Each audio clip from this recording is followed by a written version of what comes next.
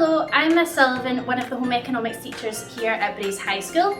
Today we're going to do a video tutorial on our basic S1 apple crumble recipe that showcases some of the more simple skills that we use here in home economics. You may want to take a picture or screenshot this recipe so that you can refer to it throughout. You will need a set of scales to weigh and measure, measuring spoons, a vegetable peeler, vegetable knife, a quarter, a foil tray, a large bowl and a chopping board. For this recipe, you want to set your oven to gas mark 6 or electric 180. Ensure that you wash your hands properly and then place a non-slip mat or a wet paper towel underneath your chopping board to prevent the chopping board from sliding.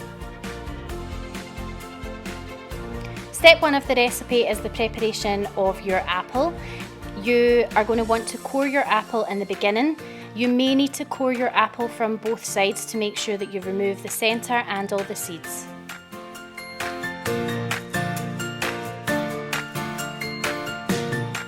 Next, you want to peel the apple and remove the skin. You need to make sure the middle blade of the peeler is diagonally against the skin and use your thumb as a guide to peel it towards you.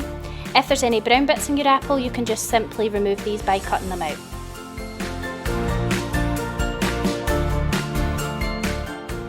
The next step is to slice your apple.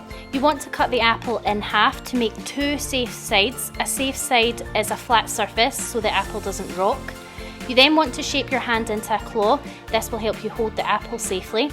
And then make nice fine slices for you to place into your foil tray.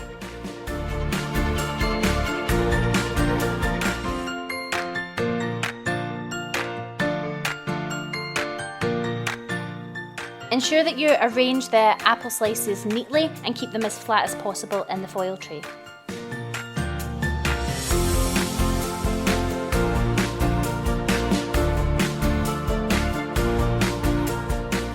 You then want to sprinkle 2 15 ml spoonfuls of caster sugar over your apples and a 2.5 spoonful of cinnamon over the apples. If you do not have measuring spoons, you may want to use tablespoons and teaspoons.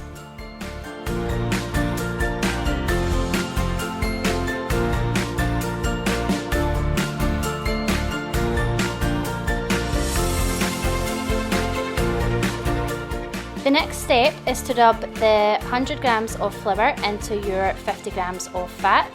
You really want to use a good sprinkling technique for this. A lift, rub, drop motion is best, and a top tip is to wash your hands under cold water before you start.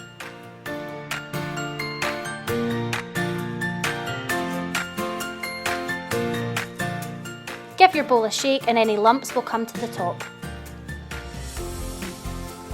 You then want to add a 15 ml spoonful of caster sugar into your crumble topping and stir it with a tablespoon.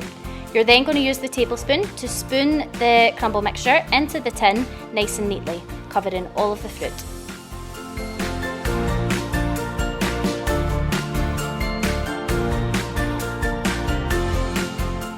Once you've added enough topping to cover your fruit, you want to pat it down with the back of the spoon to make sure it's nice and flat.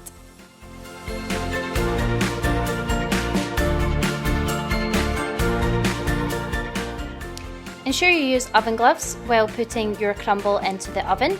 You may want to place it on a baking tray first. It will take about 20 to 30 minutes to cook.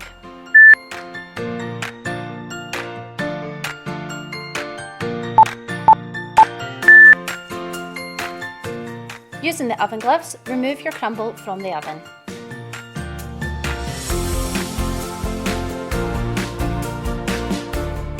Your test for readiness for the apple crumble is that it will go golden brown and will crack in the middle. Sometimes the juices will come through. It's best served hot with cream or custard or ice cream, and it really is a fantastic recipe that the whole family can be involved with at home.